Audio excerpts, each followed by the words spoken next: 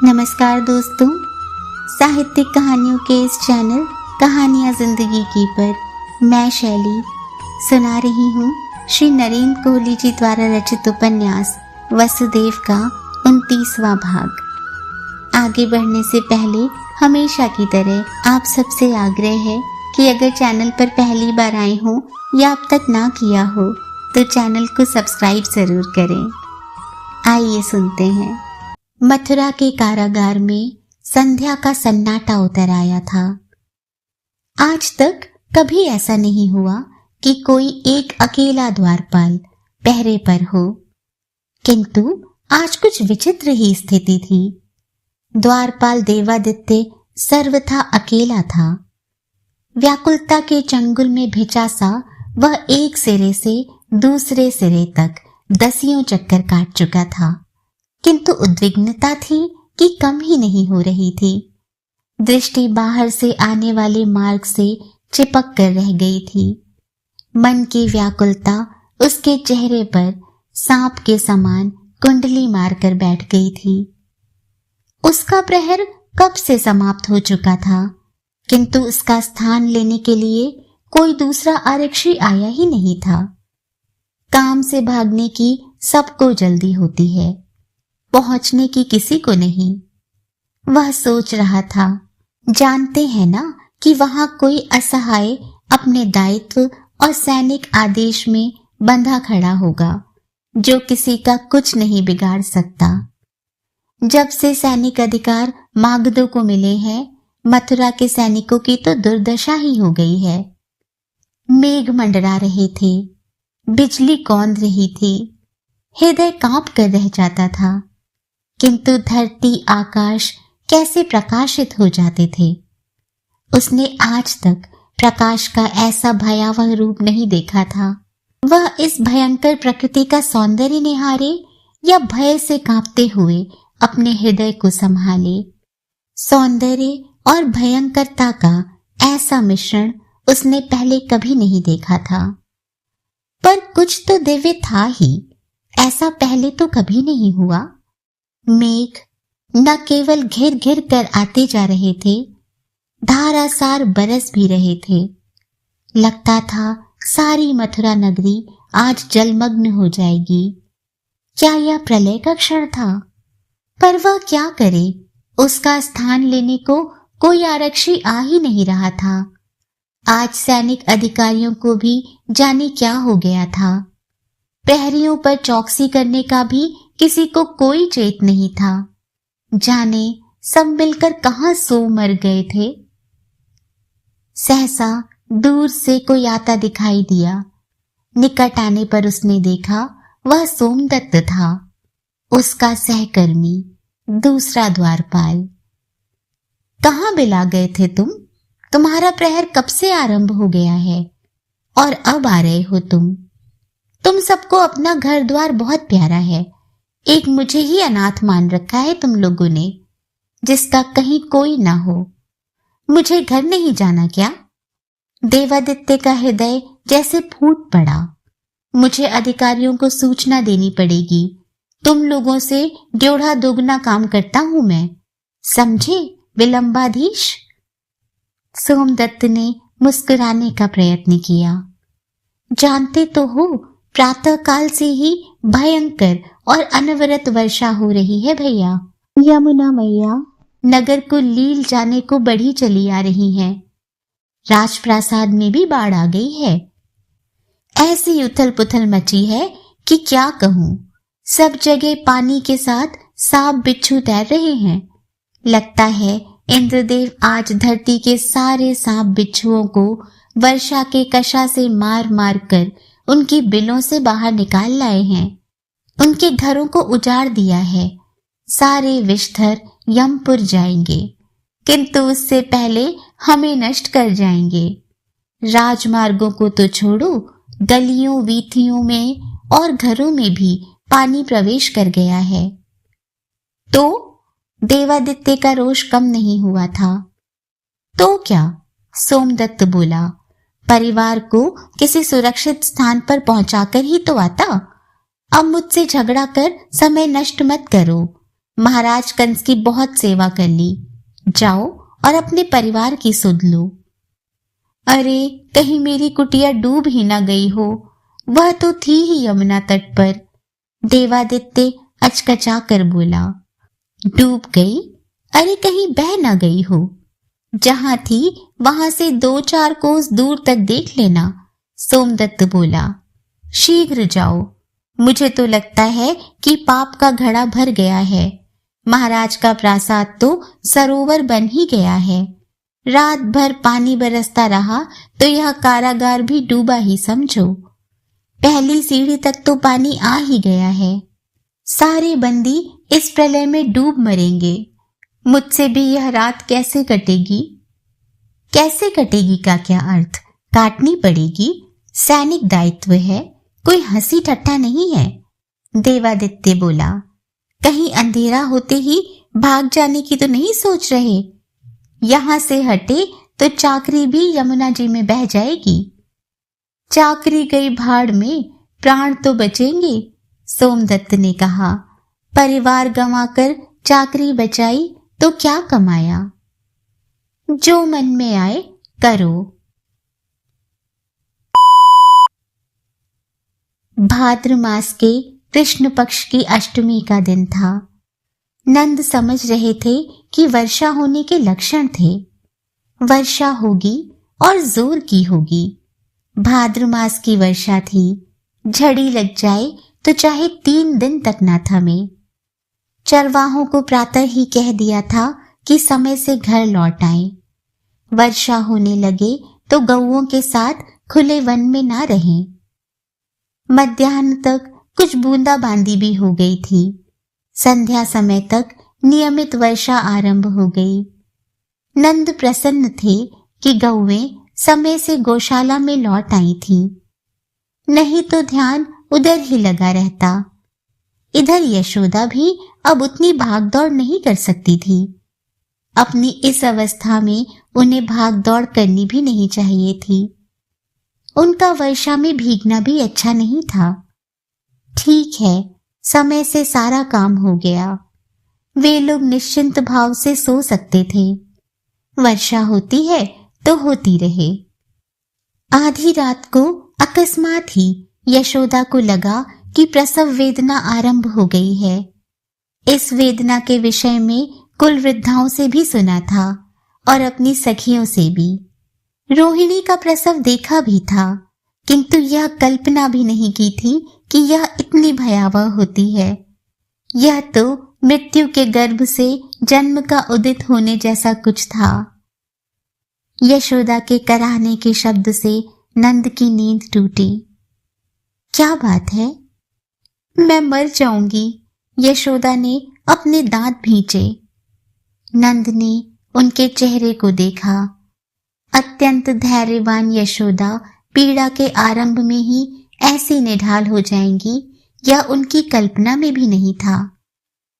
किसी को बुलाऊं? नंद ने पूछा। कोई आकर मेरे स्थान पर प्रसव कर देगा, अथवा प्रसव मैं करूंगी और पीड़ा कोई और झेलेगा। जब यह सब जानती हो तो यह क्यों कहती हो कि मर जाओगी? तुम मर जाओगी तो प्रसव कोई और करेगा क्या? नंद ने अपने परिहास से उनका कष्ट कुछ कम करने का प्रयत्न किया। यशोदा ने हंसने का प्रयत्न किया, किंतु हंस नहीं सकी।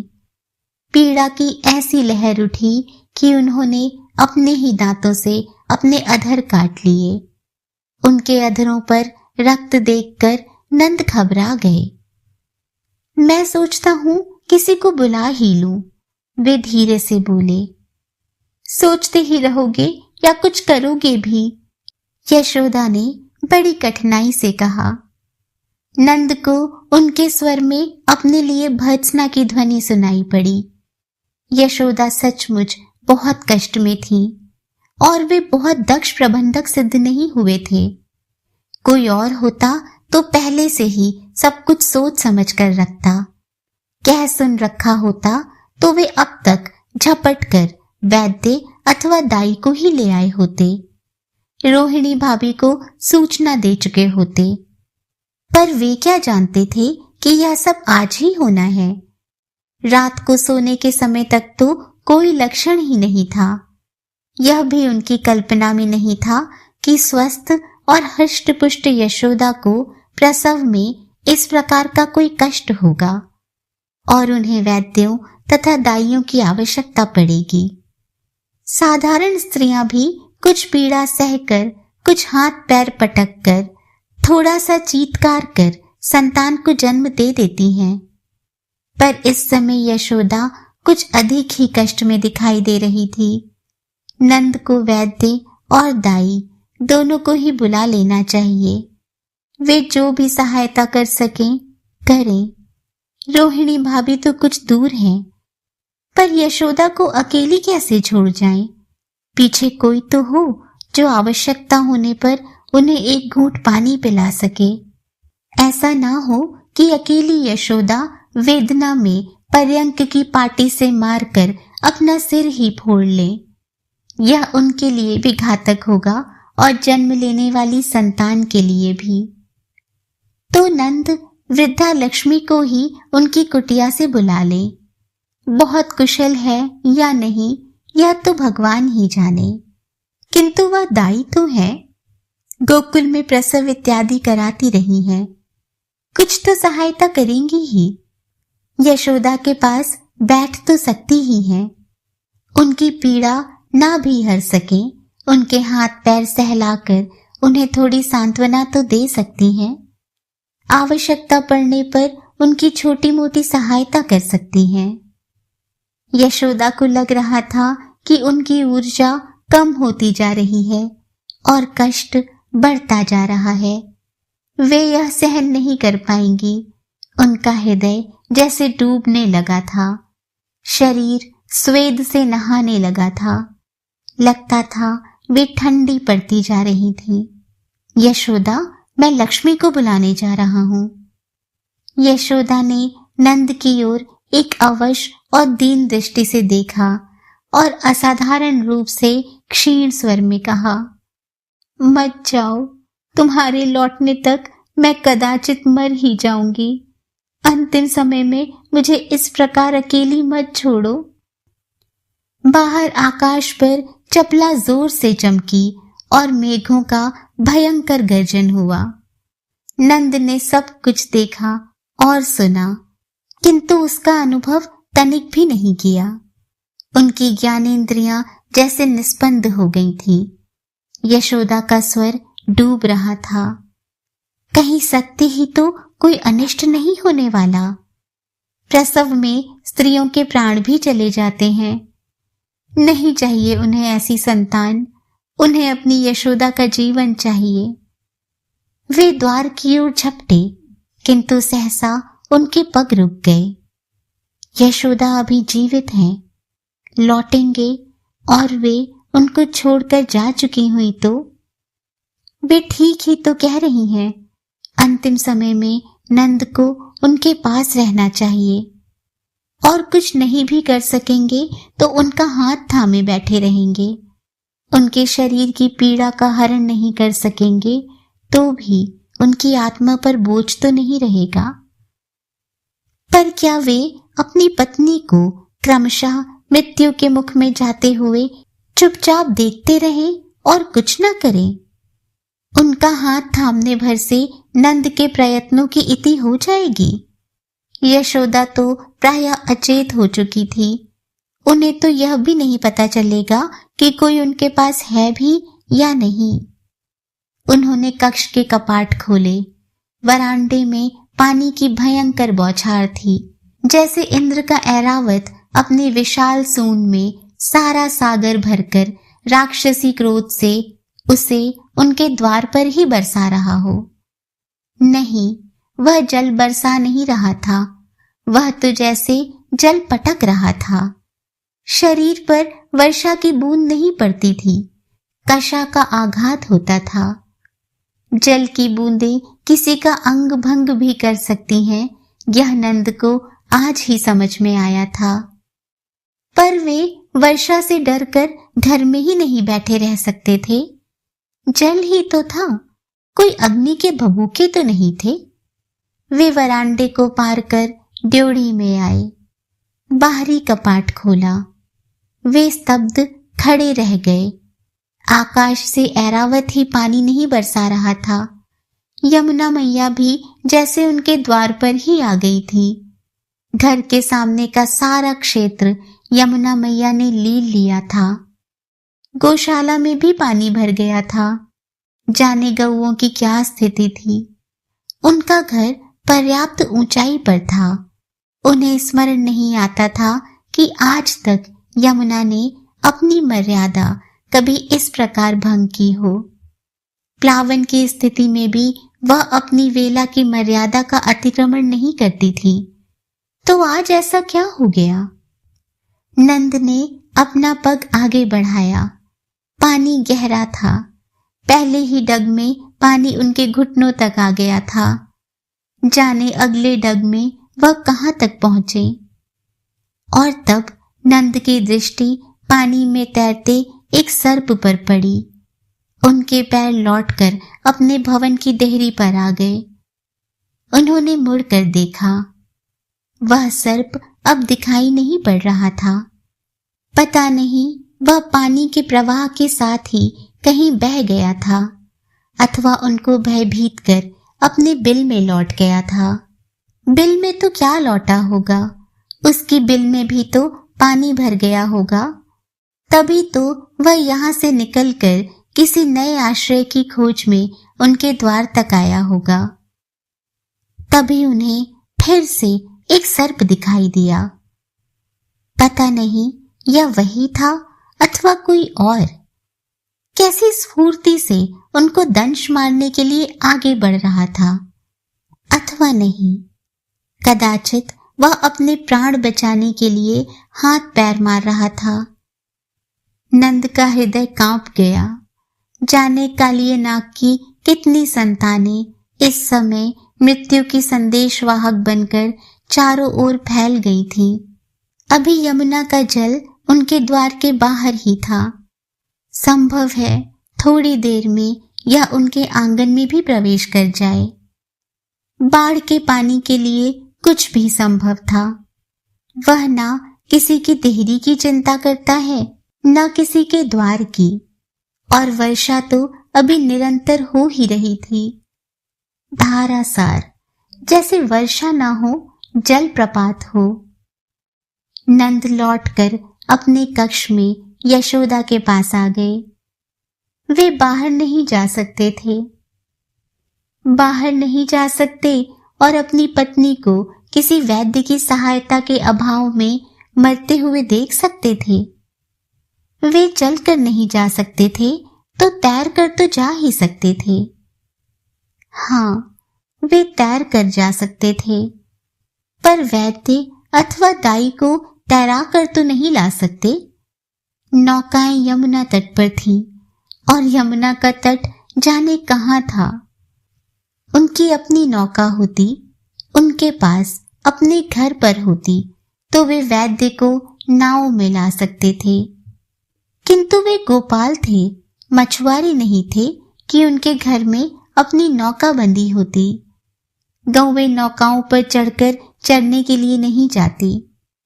क्या करना था उन्हें नौकाओं का? नौका होती भी तो वैद्य इस प्रलय जैसे प्लावन और वर्षा में उनके साथ नाव में आ जाता। वैद्य की पत्नी नंद को ही जल में डुबो न देती। सहसा यशोदा के शरीर में कंपन हुआ। वे मानो अपनी अचेतावस्था में ऐंठी और कराही। नंद ने देखा प्रसव हो रहा था। उनकी संतान जन्म ले रही थी। वे आगे बढ़ाए। ऐसे में यशोदा की क्या सहायता कर सकते थे? उन्होंने बरबस ही संतान को अपने हाथों में उठा लिया। यशोदा कदाचित पूर्णतः अचेत हो चुकी थी। उन्हें पता भी नहीं लगा था कि उन्होंने एक संतान को जन्म दिया है। नंद ने नवजात शिशु की ओर देखा। वह एक अत्यंत दुर्बल सी कन्या थी। जीवित थी, किंतु शरीर में किसी प्रकार की कोई प्रत्यक्ष गतिविधि नहीं थी। क्या वह जीवित रह पाएंगी? और यशोदा? उन्होंने यशोदा की नाड़ी देखी। नहीं, नाड़ी तो चल रही थी। हृदय के स्पंदन का भी प्रमाण था। वे अभी जीवित थी। माँ और पुत्री दोनों ही जीवित थी। पर क्या दोनों जीवित रह पाएंगी? उन्हें तो दोनों में से एक के भी जीवित रहने के लक्षण नहीं दिख रहे थे। तो क्या करे वे? अपनी पुत्री को अपने हाथों में लिए खड़े रहें और पत्नी और पुत्री को मृत्यु से संघर्ष करते हुए देखते रहे। तभी बाहर किसी ने जोर से कपाट थपथपाए, सांकल बजाया और बजाता ही चला गया। सांकल इस प्रकार बजाया गया था कि मेघों के गर्जन और वर्षा के फूटकार के होते हुए भी वे स्पष्ट सुन रहे थे कि कोई सांकल बजा रहा था। इस वर्षा और बाढ़ में आधी रात को यह कौन आ गया? नंद स्वयं बाहर जा नहीं पाए थे। बाहर से किसी के आने की वे कल्पना भी नहीं कर पा रहे थे। और यहाँ कोई उनके द्वार पर आ उनके कपाट थपथपा रहा था, सांकल बजा रहा था। कहीं ये सारी ध्वनियां यमुना के जल से ही तो उत्पन्न नहीं हो रही थी। स्वयं यमुना मैया ही तो उनका कपाट नहीं थपथपा रही। आज तो कुछ भी संभव था। पर यमुना को न कपाट खटखटाने की आवश्यकता है, न कपाट खुलवाने की। मैया जब चाहे सारे कपाटों को लांग कर गोकुल के किसी भी घर में प्रवेश कर सकती थी। उन्होंने कन्या को यशोदा के निकट लेटा दिया। कन्या ने न तो एक भी बार अपनी आंखें खोली थी, न मुंह। वह रोई तक नहीं थी। वे द्वार की ओर बढ़ रहे थे और किसी आतुर हाथ द्वारा कपाटों का थपथपाया जाना और सांकल का निर्ममता पूर्वक बजाया जाना निरंतर सुन रहे थे। लगता था कि सांकल की मार से कपाट ही टूट जाएंगे। रुक जाओ, आ गया हूं, उन्होंने सांकल खोलते हुए कहा। नंद, द्वार खोलो, किसी अत्यंत व्याकुल कंठ ने अधैर्य से कहा। नंद स्वर तो नहीं पहचान पाए, किंतु उस स्वर की पीड़ा ने उन्हें अपना परिचय दे दिया था और उनका मन था कि पूछता ही जा रहा था कि अपनी ऐसी विकट स्थिति में भी जब नंद घर से बाहर नहीं निकल पाए हैं, तो यह कौन और कैसा दुखियारा है जो उनके द्वार तक आ पहुंचा है। कपाट खुले। उनके सम्मुख वसुदेव खड़े थे।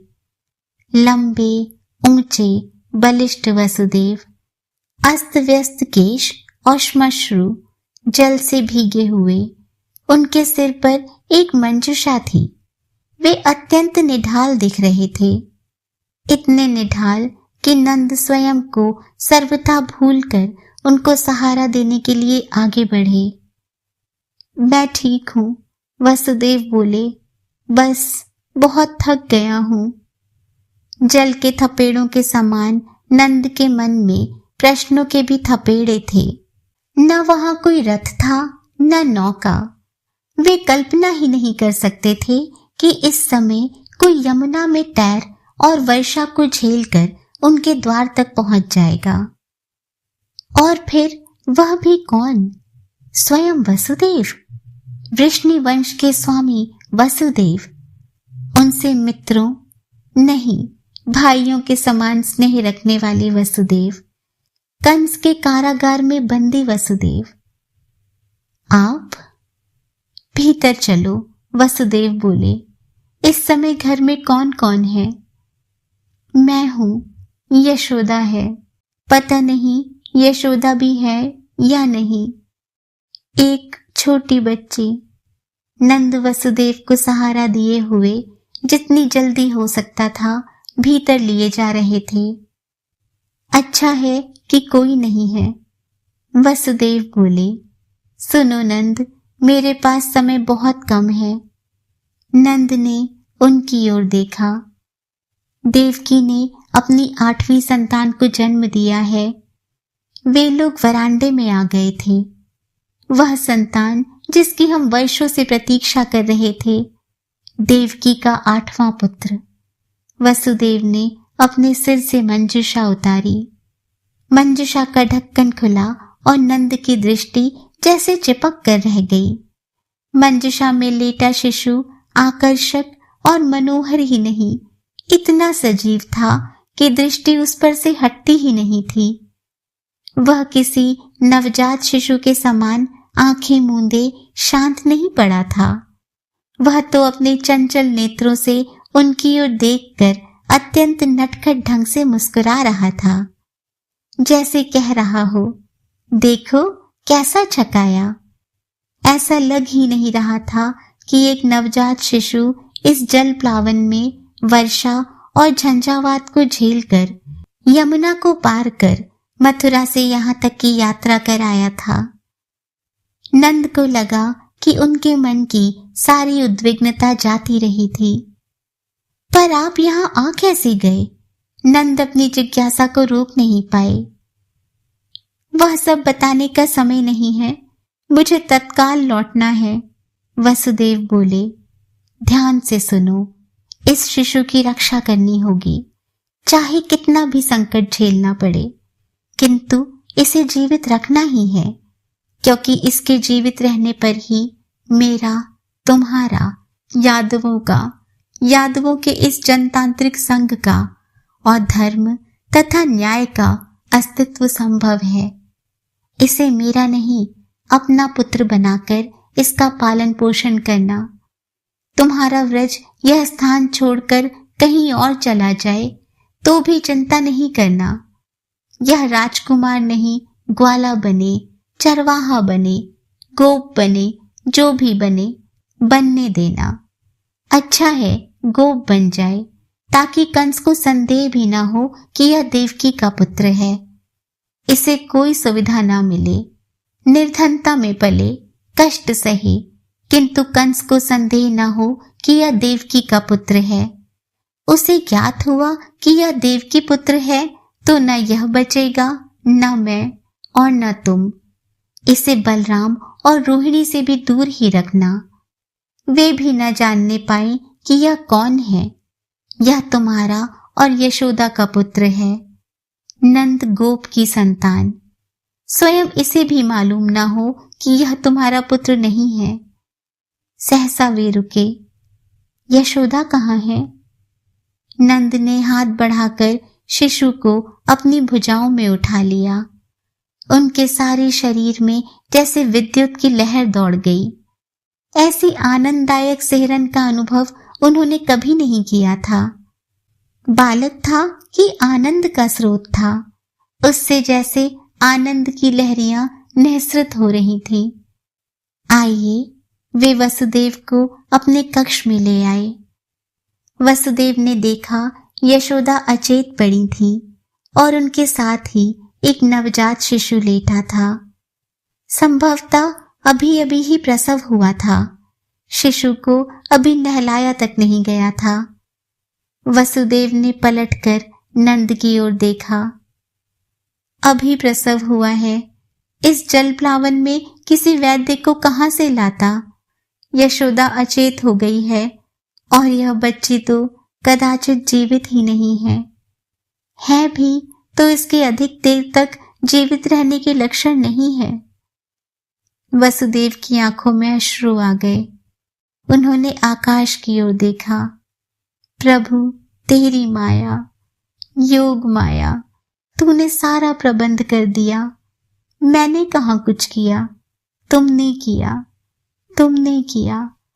तुम ही करते हो, तुम ही करते हो। लगा वे कृतज्ञता ही नहीं, भक्ति के आवेश में झूम झूम कर नाचने लगेंगे। वे नंद की ओर मुड़े। यह तो बहुत ही सुंदर संयोग है कि यशोदा ने भी अभी ही संतान को जन्म दिया है। तुम प्रातः लोगों को बता सकते हो कि यशोदा ने जुड़वा बच्चों को जन्म दिया है। किसी को किसी प्रकार का कोई संदेह नहीं होगा। कन्या तो कदाचित जीवित ही नहीं है, नंद बोले। वसुदेव ने आगे बढ़कर कन्या को देखा। उसका स्पर्श किया, उसका श्वास देखा, उसकी नाड़ी देखी। संभव है कि अभी जीवित हो, पर हाँ, बहुत देर जीवित नहीं रहेगी, वसुदेव बोले। और यशोदा को तो स्वस्थ होना ही होगा, नहीं तो कृष्ण को कौन पालेगा? कृष्ण कौन? नंद ने पूछा। वसुदेव ने अपने बालक की ओर संकेत किया। काला भी है और आकर्षक भी, इसी से इसका नाम कृष्ण रख दिया है। काला? अरे नहीं, सांवला कहिए, यह तो मेघवर्ण है। नंद ने बालक को यशोदा के पास लेटा दिया, कन्या को उठाकर वसुदेव की ओर बढ़ाया। इसे आप ले जाइए विष्णुश्रेष्ठ। क्यों? वसुदेव चकित थे। आप कंस के कारागार में लौटेंगे, कंस को समाचार मिलेगा कि महादेवी ने 8वीं संतान को जन्म दिया है। वह नवजात शिशु के विषय में पूछेगा। आप पिछली बार के समान यह तो नहीं कह सकेंगे कि गर्भपात हो गया है। गर्भपात का भी तो प्रमाण देना होगा। यह कन्या आपके पास होनी चाहिए।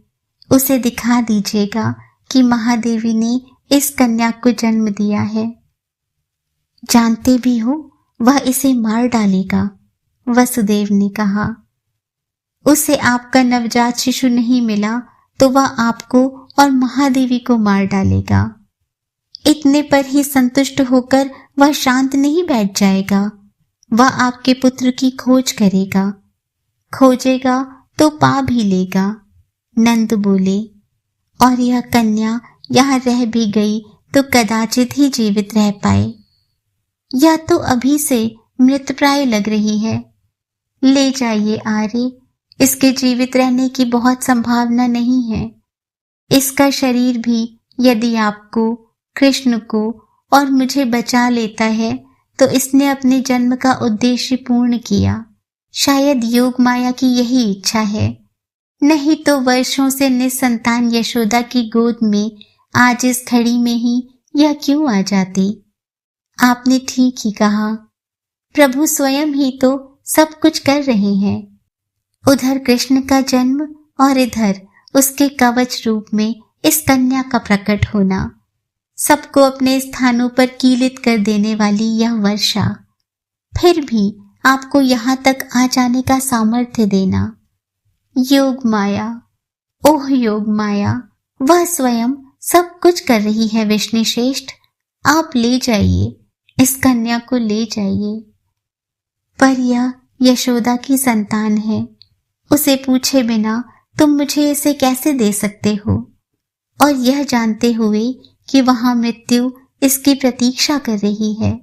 यशोदा तो स्वयं भी बचेगी अथवा नहीं, पता नहीं। बच गई तो इस दुर्बल मृतप्राय कन्या का पालन कर पाएगी या नहीं, मालूम नहीं। यह यहाँ मर जाएगी और इसके मुंह में हम सब भी मारे जाएंगे। आप इसे ले जाइए, प्रभु इसे जीवित रखना चाहेगा तो वहां भी जीवित रख लेगा। नंद ने कन्या वसुदेव की मंजूषा में लेटा दी। और यदि इसके बलिदान से ही मथुरा और यादवों की रक्षा होनी है तो वही हो। मैं चलता हूं, सहसा वसुदेव बोले। इसके पहले कि वर्षा रुक जाए और कंस के प्रहरी कारागार में लौट आए, मुझे वापस पहुंच जाना चाहिए। पर आप इस जल प्लावन में लौटेंगे कैसे? नंद ने कहा। थोड़ी देर रुक जाइए, वर्षा का बल कुछ कम हो तो चले जाइएगा। नहीं, यह जल ही मेरा कवच है, यही मुझे यहाँ ले आया है और यही ले जाएगा। वसुदेव ने पुनः आकाश की ओर देखा। आकाश से वर्षा का होना कोई चमत्कार नहीं है, वह तो प्रकृति का सहज क्रम है। फिर भी आज इस प्रकार वर्षा का होना ईश्वर का संदेश है, हमें उसको समझना चाहिए।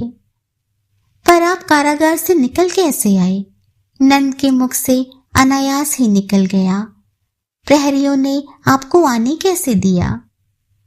वसुदेव बहुत जल्दी में थे, फिर भी नंद के प्रश्न का उत्तर देने के लिए रुक गए। मथुरा में भी भयंकर वर्षा हो रही है। यमुना में अभूतपूर्व बाढ़ आई है। साधारण पथों और वीथियों में ही नहीं, प्रासादों और अट्टालिकाओं में भी यमुना का जल घुस आया है।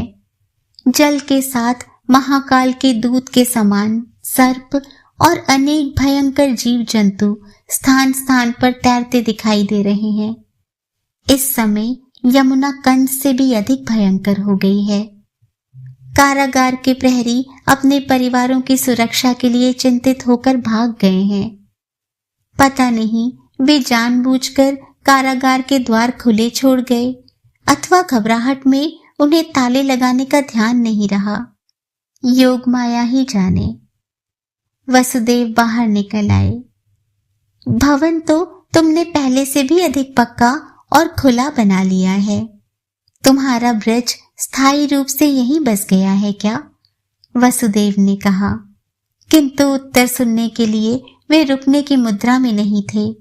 उन्होंने संभाल कर मंजुषा को सिर पर रख लिया। अरे, इसे सिर पर क्यों उठाते हैं?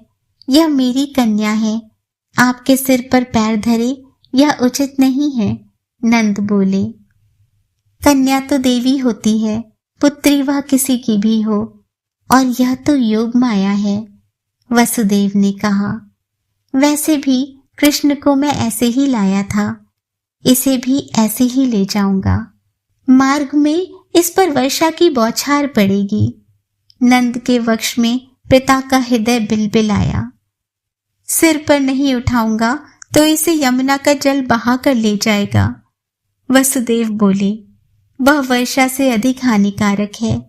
मंजुषा का ढक्कन जितना बचा सकेगा इसे बचाएगा। वसुदेव बाहर निकल आए। नंद देख रहे थे कि वसुदेव को वर्षा की कोई चिंता नहीं थी। वे तो ऐसे चल रहे थे जैसे वर्षा हो ही न रही हो। वे द्रुत गति से चलते हुए बाहरी द्वार तक आए। उन्होंने इतनी भी प्रतीक्षा नहीं की कि नंद आकर कपाट खोले। उन्होंने स्वयं कपाट खोले और निर्द्वंद भाव से बढ़ी हुई यमुना के जल में उतर गए। उनका एक हाथ अपने सिर पर रखी मंजुषा को संभाले हुए था और दूसरे से वे जल को काटने का प्रयत्न कर रहे थे। नंद समझ नहीं पा रहे थे कि वसुदेव पानी में चल रहे थे अथवा तैर रहे थे। तैराक तो वे थे, किंतु खड़ी लगाने का उन्हें इतना अभ्यास था यह नंद नहीं जानते थे। वे अपने इस मित्र को निहारते रहे।